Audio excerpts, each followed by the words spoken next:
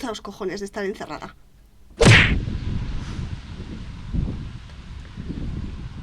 Os he traído hoy al parque porque estaba ya harta de estar en casa. Llevo una semana con gripe, gracias Pfizer por este cóctel de efectos secundarios. Llevo una semana encerrada y necesitaba aire, necesitaba sol, necesitaba que me diera un poco el aire, salir a la calle, respirar. Os he traído al parque y tampoco estoy acostumbrada a grabar con gente pasando, así que bueno, tendré que sobrellevar como pueda la vergüenza y si no, pues bueno, pues cortar este vídeo y seguir grabando en casa, que tampoco pasa nada. Este vídeo no estaba previsto, de hecho yo pensaba estar ya de vacaciones, el último vídeo de la temporada lo tengo ya grabado, pero vamos a hacer un cambio en la programación y el último vídeo de la temporada que pensaba publicarlo este domingo, pues al final lo publicaré el domingo que viene. Tampoco cambia mucho la cosa, salvo que os encuentre ya muchos de vacaciones, pero total, seamos honestos, en el canal somos 4, así que va a dar igual. En fin, ¿de qué quería hablar?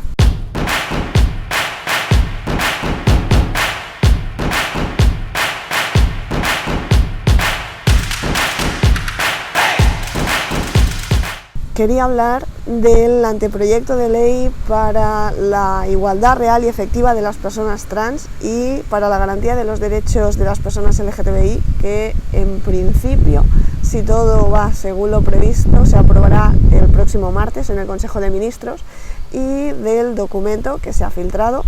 De hecho, creo que se han filtrado 3 documentos, además de un argumentario un poco extraño, sin logo, sin firma, sin saber muy bien de dónde sale, pero que se atribuye al PSOE. Os voy a pedir perdón por esta voz todavía tan tomada, porque todavía no me he recuperado del todo de la gripe. Así que bueno, espero que entre el viento, el grabar al aire libre por primera vez y tener una voz todavía saliendo de un constipado, espero que por lo menos el audio esta vez no nos falle como la semana anterior. Como decía, el proyecto de ley LGTBI fusionado con el proyecto de ley trans que preveía aprobar el Ministerio de Igualdad en 2 leyes separadas, se ha filtrado. Es previsible que se apruebe el próximo martes. De momento se ha filtrado el documento que dicen que es un acuerdo entre el Ministerio de Igualdad y el Ministerio de Justicia. Esto lo que significa es un acuerdo entre PSOE y Podemos en la práctica. Según parece, circulan 3 documentos. Yo he tenido acceso a uno de ellos, que bueno, supongo que es el que habéis leído muchas. Es el documento que ha filtrado Contraborrado.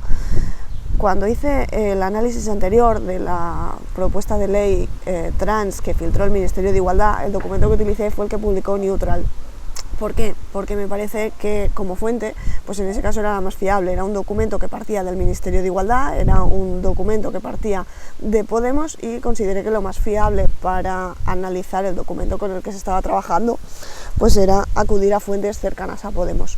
En este caso se supone que es un documento, un acuerdo entre Podemos y PSOE, y en este caso creo que la fuente más fiable es una fuente cercana al PSOE, así que por eso he acudido al documento que ha publicado Contraborrado y es el que voy a utilizar para analizar.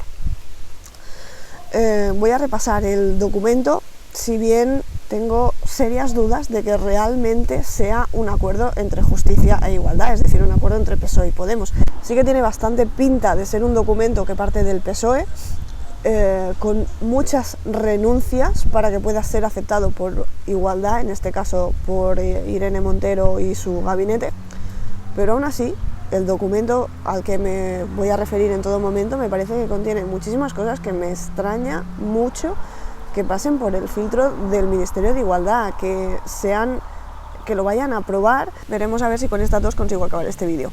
Con esta tos cuando intento hablar, y bueno, aparte los petardos, San Joan, Cataluña, os podéis hacer una idea. Como decía, el documento que ha filtrado Contraborrado tiene toda la pinta de ser un documento de trabajo del PSOE. Sin embargo, aunque se nota el esfuerzo que desde el lado del PSOE se ha hecho para hacer concesiones a Igualdad, me cuesta creer que este documento en sí mismo sea un acuerdo, porque contiene muchísimas expresiones, contiene muchísimos aspectos que dudo mucho que Igualdad vaya a aceptar, y muchísimo menos las asociaciones que han sido interlocutores del Ministerio de Igualdad en todo el proceso de elaboración de esta ley. Entonces, bueno, lo cierto es que no sé muy bien cuál es el estado actual de este documento, pero sí que me genera muchísimas dudas. El martes, en teoría, se aprueba, en teoría, digo, porque veremos a ver, partiendo de este documento lo dudo bastante, pero en teoría el martes en el Consejo de Ministros se lleva ya un texto definitivo, y si publican ese texto definitivo, que también está por ver, que no sea también una nueva filtración a la que ya estamos acostumbradas durante todo este proceso de elaboración de la ley, absolutamente carente de transparencia, pues supongo que en ese momento nos enteraremos realmente de lo que se está cociendo. Ahora mismo lo que tenemos sobre la mesa es documentos filtrados que no se sabe muy bien en qué estado están, que se supone que son documentos parciales, los que todavía se están trabajando. En fin, pasamos a comentarlo y entenderéis por qué me genera tantas dudas. Veamos, empecemos por el principio. ¿Os acordáis de aquella frase con la que empezaba el vídeo anterior en el que analizaba la ley trans, el anteproyecto de ley trans que se filtró en febrero por parte del Ministerio? Ha llegado el momento de que sean reconocidas socialmente las múltiples identidades sexogenéricas. En fin, este documento lo que dice ya directamente en el primer párrafo en la exposición de motivos es que es hora de que en el Estado español se pueda vivir la diversidad afectiva, sexual y familiar con plena libertad. Que suena un poco menos a ida de olla.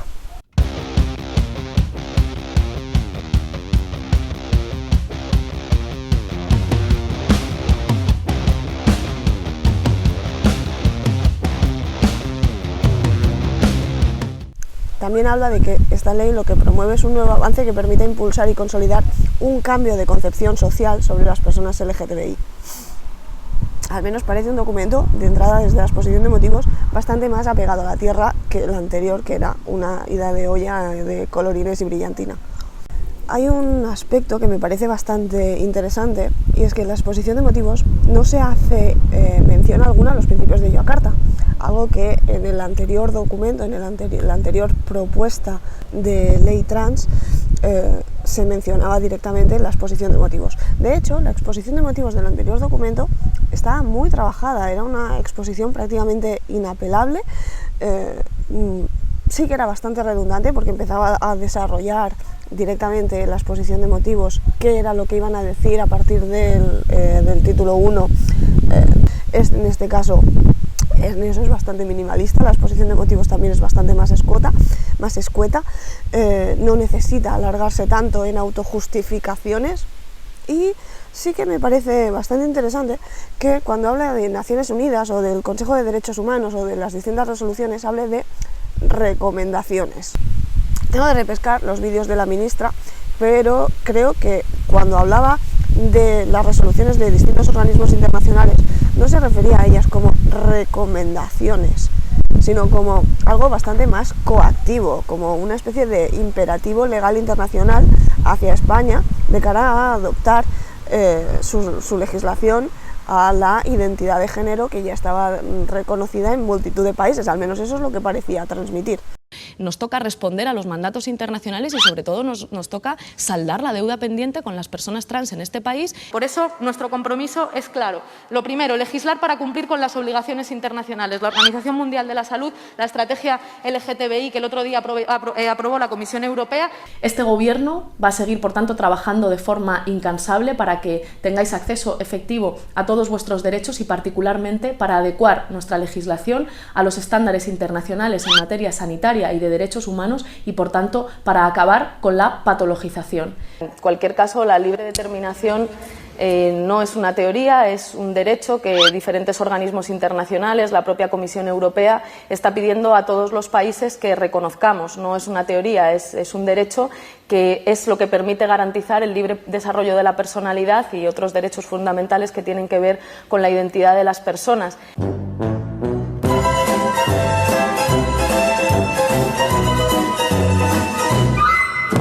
Hay un aspecto que me parece súper llamativo y es el último párrafo de la página 5. Empieza este párrafo con una frase que es demoledora, Dice, en lo relativo a las personas transexuales, en adelante personas trans. ¿Hola? ¿Creéis que este redactado lo va a aceptar el Ministerio de Igualdad? Porque ya te lo digo yo que no, vamos, ni de coña.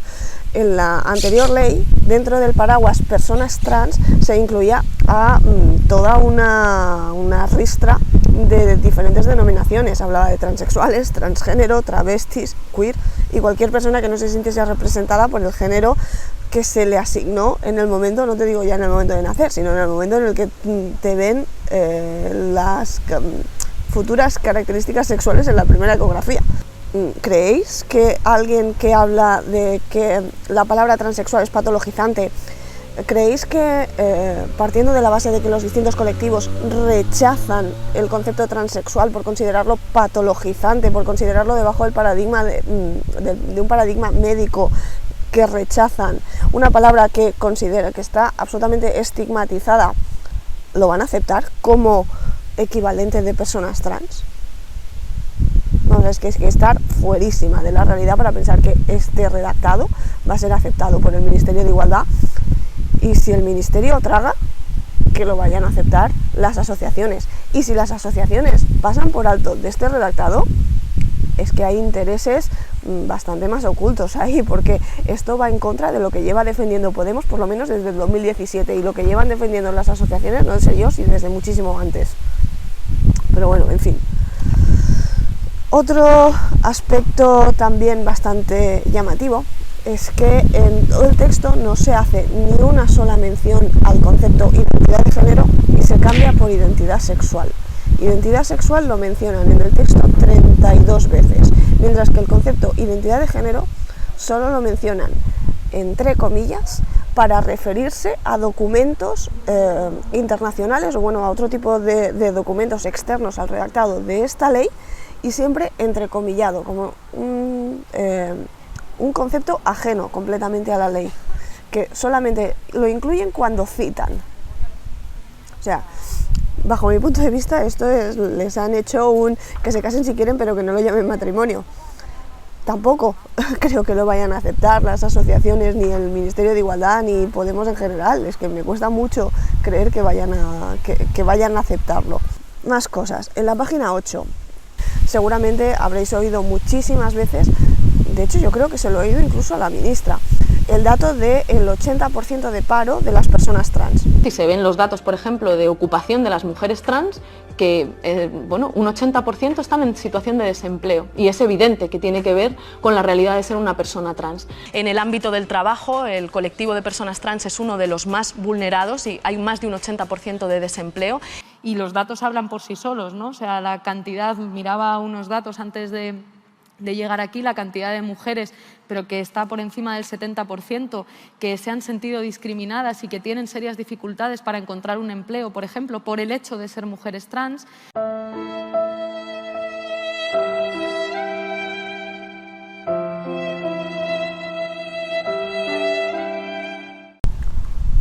Ajá. Del 80% que nos llevan repitiendo, ni rastro.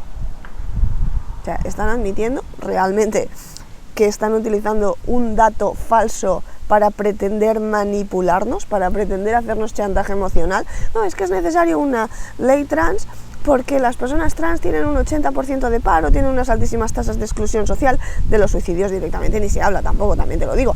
Pero bueno, es que tienen una tasa del 80% de paro y por eso necesitan una ley exclusiva que les ampare, que les proteja de las discriminaciones. Llegamos al redactado y del 80% de paro, de ese dato, ni rastro.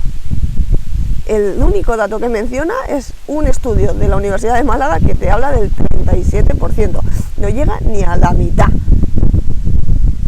¿Creéis que esto lo va a aceptar Igualdad? Así, plasmado, negro sobre blanco, plasmado en el BOE, que nos han estado mintiendo por la puta cara durante todo este tiempo? A mí me cuesta de creer. También me parece bastante llamativo que hable de que casi la mitad de las personas trans, un 48%, había ejercido la prostitución. Son palabras textuales del texto, página 8. O sea, un 48% de personas trans son la mitad, prácticamente todas las mujeres trans. Este es el dato que sí que me parece preocupante. pero la ministra no parece muy preocupada por abolir la prostitución. De hecho, creo que dijo algo así como "It's very difficult" todo esto. Más cositas. Otro tema también que me parece muy importante destacar. En el borrador de la anterior ley trans no se hacía mención por ninguna parte al régimen sancionador. Está aquí. Aquí sí. En este borrador fusionado de la ley trans y de la ley LGTBI, aquí sí hay un régimen sancionador. Y es muy interesante. Hablaremos de eso un poquito más tarde, en cuanto lleguemos a ese apartado, porque tiene tela. Los motivos de discriminación que recoge esta ley y por lo que la motiva. Habla de que los motivos de discriminación que pretende erradicar son de orientación, de identidad, de expresión de género y de características sexuales. ¿Vale? Quedaos con esto. No habla de identidad de género como un motivo de discriminación. De hecho, ya lo comenté yo en el anterior vídeo. No te pueden discriminar por tu identidad de género si me estás diciendo que tu identidad de género es una vivencia íntima y personal a la que nadie tiene acceso salvo que tú lo manifiestes. ¿Y cómo lo manifiestas? Pues la manera más habitual es mediante la expresión de género. Bueno, pues saludos a quien en el Ministerio de Justicia o quien en el PSOE vea mis vídeos. Gracias por tener en cuenta mis aportaciones. En el artículo 10 y en el artículo 11 hablamos de contratación y de empleo público. Cuotas, básicamente. Se habla específicamente de reservar unas cuotas para personas trans, tanto en la contratación pública como en los criterios de adjudicación para las empresas que opten a contratar con la administración pública. Es decir, tanto en la carrera profesional, el acceso al empleo público, en las oposiciones, hablando claro, como en las empresas que contraten que la administración contrate, que tengan en su plantilla personal trans. En el anterior borrador se hacía mención a personas trans, bueno, en el anterior borrador no, en los criterios de las distintas oposiciones que se han publicado ahora, que se han publicado hasta ahora, que reservaban una cuota para personas trans, hablaban de personas trans en riesgo de exclusión social, no cualquiera por el mero hecho de autodenominarse trans o de haber hecho el cambio en el DNI, de haber hecho el cambio registral, haber hecho el procedimiento, que bueno, ya es un avance, pero se hablaba específicamente de personas trans en riesgo de exclusión social. No se me ocurre como, por ejemplo, Kylie Jenner pueda estar en riesgo de exclusión social y necesite cuotas específicas, siendo como es multimillonaria. Sin embargo, en este borrador no se hace mención a que las cuotas sean reservadas para personas trans en riesgo de exclusión social, sino para cualquiera. Es decir, para Kylie Jenner, si se presentase a unas oposiciones en España, también habría una cuota específicamente reservada. Más cosas. El artículo 16 es muy contundente en lo que se refiere a la prohibición de las terapias de conversión. Se prohíbe la práctica de métodos bla bla bla bla bla bla bla, incluso si cuentan con el consentimiento de las personas interesadas o de sus representantes legales. Punto. Se prohíbe. Fin. Da igual. Con consentimiento, sin consentimiento, de la persona interesada, de sus representantes legales. Da igual. Se prohíbe. Fin. Sin embargo, el artículo 18, cuando habla de atención sanitaria a las personas intersexuales, aquí ya no es tan contundente. Aquí ya habla de un enfoque despatologizador, evitando las exploraciones innecesarias. No es tan contundente porque habla de que, bueno, se prohíben todas aquellas prácticas, salvo en los casos en que las indicaciones médicas exijan lo contrario, en la medida de lo posible, contando con asesoramiento, la posibilidad real, es decir, todo es muchísimo más vago, mucho más, ya veremos, si se puede, lo intentaremos, haremos todo lo que podamos. No sé, me parece bastante curioso. En el artículo 20 dice que los servicios de inspección educativa velarán por el cumplimiento y aplicación de los principios y valores recogidos en esta ley. Es decir, que los centros educativos, además de tener sus programas en materia de igualdad, no vale cualquiera. Tiene que acogerse al paradigma que está recogido en esta ley, a los principios y valores recogidos en esta ley, que son unos principios y valores que están en cuestión, que no son universales, que no son, que de hecho ni siquiera hay acuerdo. En el vídeo anterior, en el que hablaba sobre el borrador anterior de la ley trans, el que se filtró en febrero, hablé de distintos paradigmas sobre qué es ser mujer. Hablé del paradigma biologicista, mujer es igual a hembra humana, hablé del paradigma socioconstruccionista, que era el que amparaba la ley trans anterior. Mujer es quien dice que es mujer y punto. A partir del momento en el que lo verbaliza, eso construye una realidad y por lo tanto si dice que es mujer y la sociedad a callar. Y hablé también del paradigma sociológico, que promueve que es mujer aquella persona que la sociedad lee como mujer. Bueno, pues partiendo de estos distintos paradigmas, esta ley parte de este paradigma socioconstruccionista. Mujer es quien dice que es mujer y punto, y el resto de documentos va a tener que recogerlo así. Las distintas entidades, asociaciones, etcétera, van a tener que admitirlo así. Las distintas instituciones sociales van a tener que admitir que es mujer quien diga que es mujer y punto, y el resto de la sociedad a callar. Bueno, pues ese paradigma es en el que se van a tener que basar los contenidos de los programas de igualdad en todos los centros educativos, bajo esos principios y valores, porque son los que están recogidos en esta ley, no vale cualquiera. Os vais dando cuenta, ¿no?, de por dónde van los tiros. Pero es que en el artículo 23 te está metiendo a las asociaciones, a las organizaciones representativas de los intereses de las personas LGTBI, que son quienes participarán con especial atención a la realidad de las personas trans e intersexuales. Según el artículo 23, serán quienes colaborarán en la redacción de estos programas de igualdad.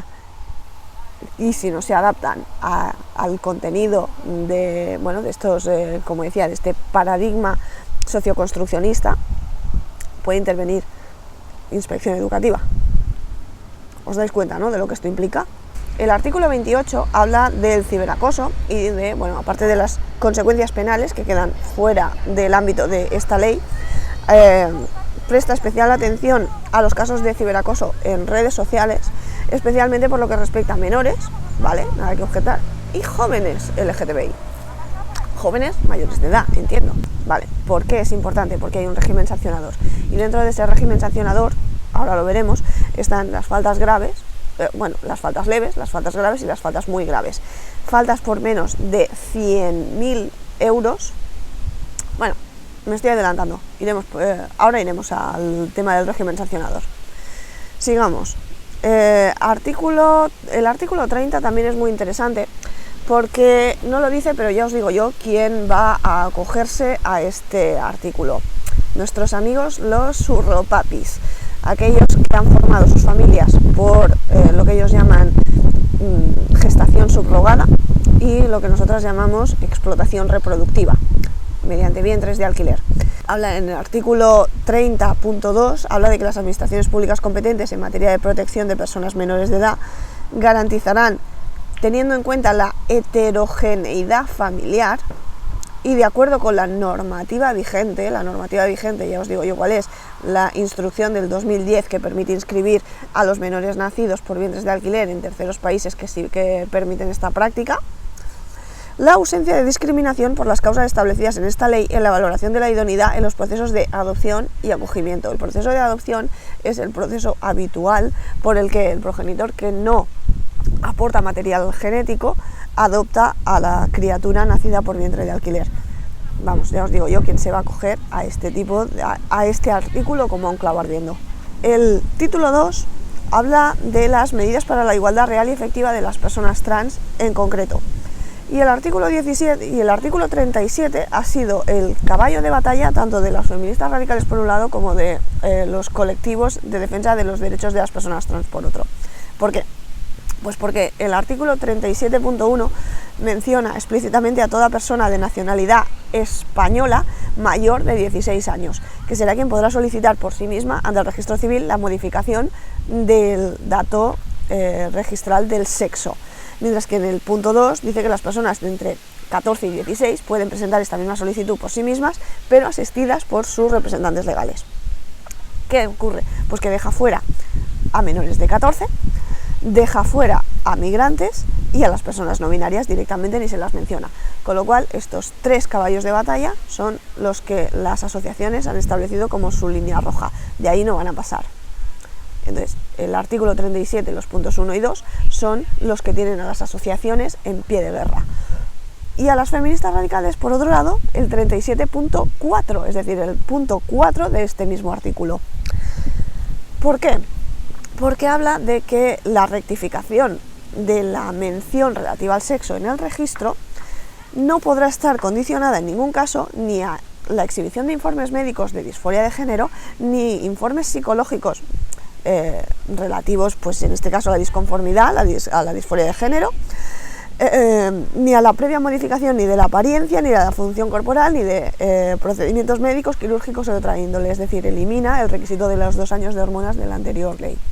Esto es lo que se llama incorporar la autodeterminación de género un poco por la puerta de atrás, porque te dice lo que no se puede pedir, pero no te dice lo que sí.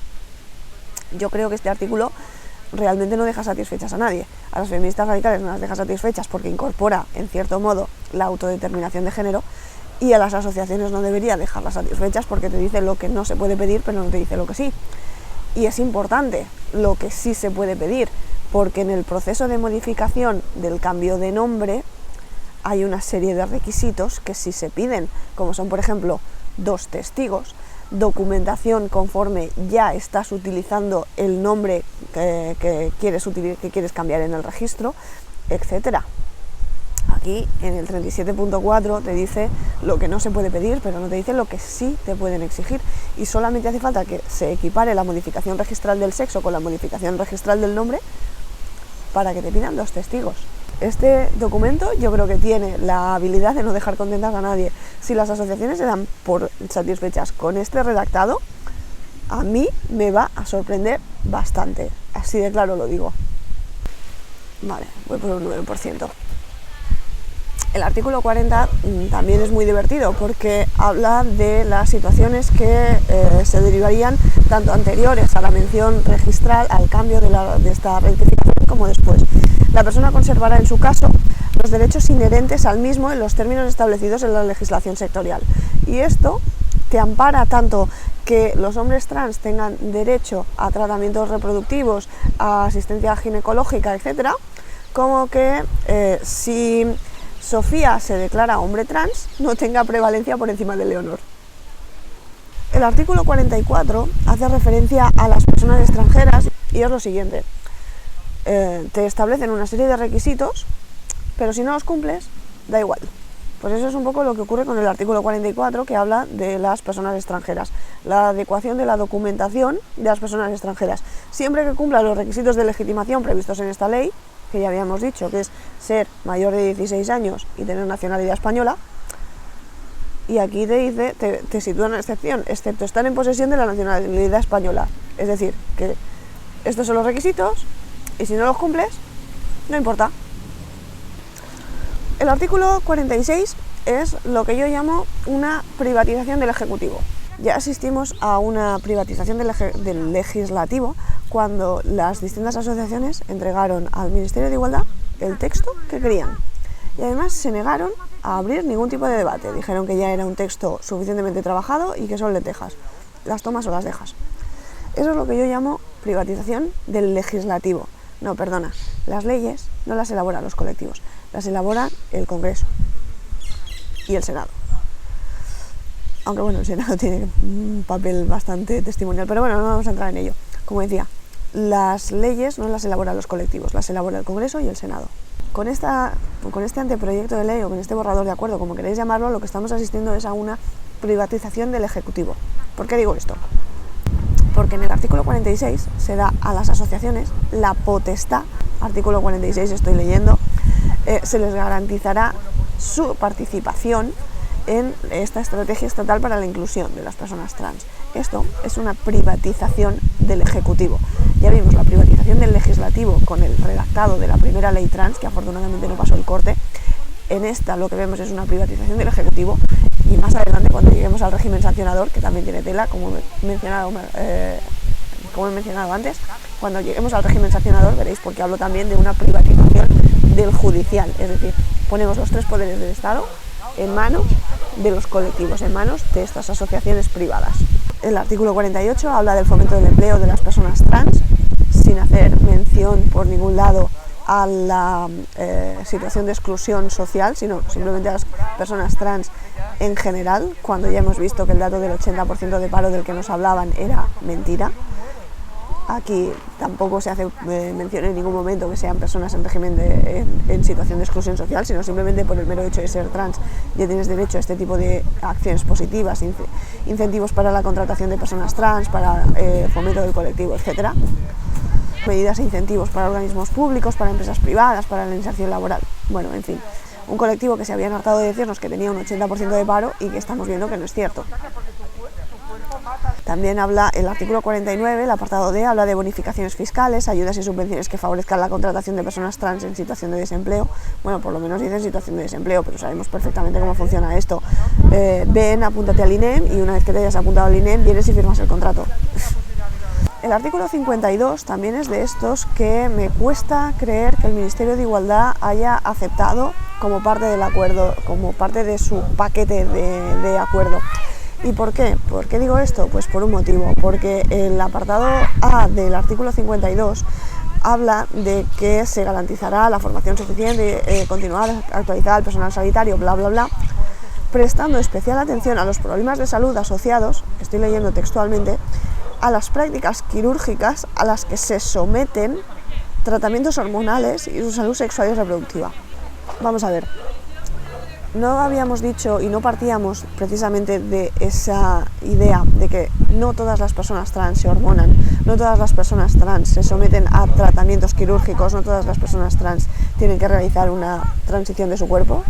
¿No es esto lo que nos había dicho Alex, madre de 4 hijos? Soy mujer, madre de 4 hijos y me llamo Alex. En este vídeo les voy a hablar de la realidad trans. Las personas trans somos una realidad diversa. Hay personas que necesitan hacer el tránsito de su cuerpo para sentirse acorde con la realidad y con la identidad sentida. Otras personas trans no desean realizar un tránsito del cuerpo y se aceptan tal y como son. Estas personas solo necesitan reconocimiento y respeto por la identidad sentida.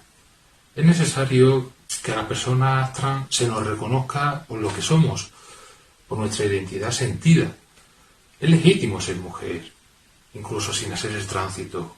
No tiene que ver solamente con la cuestión de las operaciones, sino con la vulneración de derechos. Solo las personas trans pueden saber quiénes son. Ahora mismo nuestra legislación, por ejemplo, obliga a 2 años de hormonación para las personas trans, para poder acceder al reconocimiento legal. Eso, además de patologizante, puede tener consecuencias en la salud que no todas las personas trans pueden querer asumir. Hay personas trans que deciden hormonarse y que consideran que eso es parte de su transición y de su vivencia, y hay personas trans que no tienen por qué querer hormonarse, ¿no? Así que la ley permitirá a las personas trans determinar libremente el género sin ningún otro requisito. Nuestro objetivo es ese. Yo creo que el sentido, la base de la ley trans de nuestro país tiene que ser el reconocimiento de la libre determinación de la identidad de género, es decir, que es la persona la que dice quién es y la única que puede decir quién es. Veremos a ver en el documento que se apruebe finalmente el martes si esto se incluye o no, si se ha eliminado, si se ha redactado de otra forma. Pero tal y como está redactado, me cuesta creer que vaya a pasar el corte primero del Ministerio de Igualdad y después de las asociaciones de los distintos colectivos. Veremos. El título tercero habla de protección y reparación frente a la discriminación y violencia por motivos de LGTBI-fobia, bueno, en fin. Habla de medidas generales de protección y reparación y en concreto el artículo 56 habla de las medidas de protección frente a la discriminación y la violencia. Y me parece muy importante, muy interesante de contemplar su redactado, sobre todo a mí que he trabajado bastante con la Ley Integral contra la Violencia de Género, que me la he repasado 1.000.000 de veces, que la he leído por delante, por detrás, por arriba y por abajo. Me choca mucho el redactado del artículo 56 de esta ley LGTBI en contraste con la Ley Integral contra la Violencia de Género. Este artículo 56 habla de que las personas que hayan sufrido discriminación por cualquiera de las razones previstas en esta ley tienen derecho a recibir de forma inmediata una protección integral, real y efectiva. Así de contundente es. Que se articularán medidas adecuadas para su cese inmediato. El 56.3 también habla de articular medidas adecuadas para su cese inmediato. Protección integral, real, efectiva, el cese inmediato. Ojalá la Ley Integral contra la Violencia de Género fuese tan contundente, así os lo digo. El artículo 59 también precisamente habla de la tutela judicial y habla del cese inmediato de la discriminación, de la adopción de medidas cautelares y la prevención de violaciones inminentes o ulteriores. También habla del cese inmediato de la discriminación. Ojalá la Ley Integral contra la Violencia de Género hablara del cese inmediato de la violencia, de articular medidas para el cese inmediato de violaciones inminentes o ulteriores de la integridad física, moral, psicológica o sexual de las mujeres. Ojalá fuese tan contundente, así os lo digo.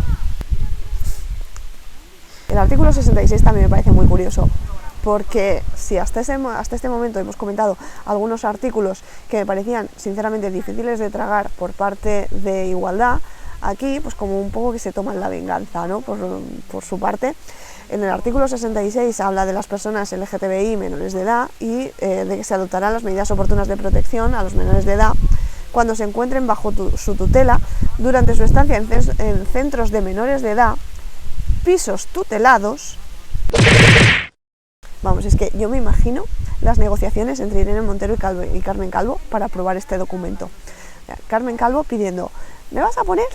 En el documento lo vas a dejar por escrito, las personas transexuales, en adelante las personas trans. Y aquí Irene Montero tomándose la venganza, vale, pero tú pones que se adoptarán las medidas oportunas para proteger a las menores en pisos tutelados. También habla sobre la protección a menores LGTBI con entornos familiares que no acepten la identidad sexual, la orientación, la expresión de género, las características sexuales. Me cuesta creer cómo pueden no aceptarse las características sexuales, pero supongo que como hablábamos también de intersexuales, la cosa irá por ahí, pero bueno, en fin. De una persona menor, un entorno familiar que no acepta pues, la orientación sexual, la identidad sexual, la expresión de género, etcétera, de una persona menor. Y el punto 4 del artículo 66 dice que deberá tenerse en cuenta a efectos de valorar una posible situación de riesgo. Y este tenerse en cuenta también me parece que es bastante más laxo de lo que se proponía en el anterior redactado. Lo repescaré y lo recordaremos. Llegamos al artículo 73, en el que se nos habla de la competencia para la instrucción de los expedientes sancionadores. Y aquí entenderéis por qué estoy hablando de que esta es una ley Juan Palomo. Yo me lo guiso, yo me lo como. Hablaba de la privatización del legislativo a la hora de redactar la ley que finalmente se llevará primero al Consejo de Ministros, después al Congreso de los Diputados. En este redactado que venía directamente de los colectivos, toma al Ministerio, esto es lo que tienes que aprobar, tira para adelante, no me toques ni una coma. Esto era una privatización del legislativo. La privatización del Ejecutivo la hemos visto porque se sienta a los colectivos en la mesa para poder evaluar y para poder redactar el programa marco de actuación del Ministerio. Y en cuanto al régimen sancionador es cuando hablamos de la privatización del Poder Judicial, el último que nos quedaba. ¿Por qué digo que es una ley Juan Palomo, yo me lo guiso, yo me lo como? Porque cuando se habla de expedientes sancionadores, quien tiene la competencia para sancionar es un organismo dependiente del Ministerio de Igualdad y quien tiene la potestad para decidir las sanciones es la propia ministra de Igualdad. Solo aquellas multas que pasen de los 100.000 euros pasarían al Consejo de Ministros. ¿Y qué es lo que se consideran faltas leves, faltas graves o faltas muy graves? También está indicado en el artículo 76 las infracciones. Infracción administrativa leve. Utilizar o emitir expresiones vejatorias. Administrativas graves. La no retirada de estas expresiones vejatorias contenida en sitios web o redes sociales. Es decir, es una falta leve que tú en Twitter digas algo que no les guste y pasa a ser grave si te niegas a retirarlo. Y una falta grave que se abre expediente por una persona nombrada por el Ministerio y que se decide si se multa o no se multa la propia ministra, puede tener una multa de hasta 10.000 euros. ¿Entendéis ahora por qué me refiero que es una ley Juan Palomo? Ellos se lo guisan y ellos se lo comen. En el artículo 77 tenéis catalogadas cuáles son las infracciones leves, las graves y las muy graves y las diferentes cuantías de las distintas sanciones. Las faltas leves pueden ser sancionadas con multa de 200 a 2.000 euros, las faltas graves con multa de 2.001 a 10.000 euros. Como decía, decir algo en Twitter que no les guste, te abren expediente sancionador, retíralo o tienes una multa de hasta 2.000 euros, no me da la gana de retirarlo, vale, pues falta grave, multa de hasta 10.000 euros. Ese expediente llega a la mesa de la ministra, Irene Montero estampa su firma, 10.000 pavos. ¿Os acordáis de la denuncia que le pusieron a Lidia Falcón por delito de odio cuando dijo que determinadas asociaciones LGTBI estaban intentando introducir la legitimación de la pederastia como una orientación sexual perfectamente válida? Bueno, pues Lidia la llamó Fiscalía, ella presentó sus documentos y esa querella que le pusieron por delito de odio fue archivada. Bueno, pues resulta que esto les debe parecer muy molesto, la idea de que intervengan jueces en los procedimientos por injurias, por calumnias, por delitos contra el honor, por delitos contra la intimidad, por delitos de odio, les debe parecer muy molesto porque en ocasiones los jueces no les dan la razón y entonces, pues bueno, pues simplemente se los quitan de medio y decide un organismo administrativo nombrado por el ministerio y la multa la pone el ministerio. Fin. ¿Empezáis a entender ahora por qué todavía no se ha derogado la ley Mordaza?